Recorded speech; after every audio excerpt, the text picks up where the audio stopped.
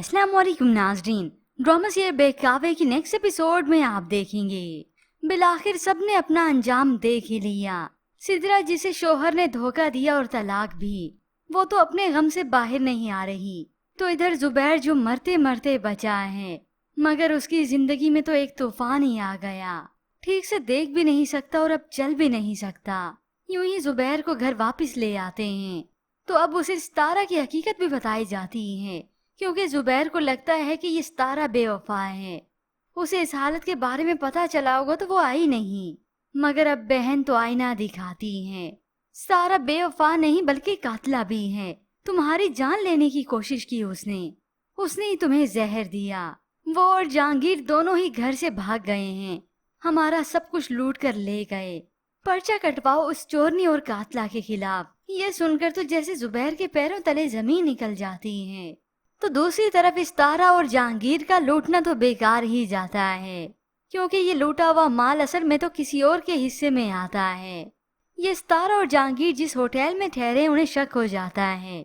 बहाने से दोनों को होटल से बाहर ले गए और चुपके से जल्दी से उनके कमरे में जाकर सारी तलाशी लेते हैं और बिलाखिर उन्हें कुछ रकम और ये जेवरात मिलते हैं। और इससे पहले तारा जो जहांगीर को मशवरा दे बैठी है कि हम उसके घर ही चलते हैं, क्योंकि उसके पास इतनी जायदाद है, वो अपने हक का मुतालबा करे। तो ये जहांगीर कुछ फीका फीका सा होता है, क्योंकि तारा को तो हकीकत मालूम नहीं कि इस जहांगीर का बैकग्राउंड है क्या। वो और उसका पूरा खानदान डाकू हैं, लुटेरे हैं जो लोगों को लूटते हैं। और तो और ये जहांगीर खुद एक गुंडा है। खैर ये भी बहुत जल्द अब मुंह के बल ही गिरेंगे जब इन्हें किडनैप करके ले जाया जाएगा।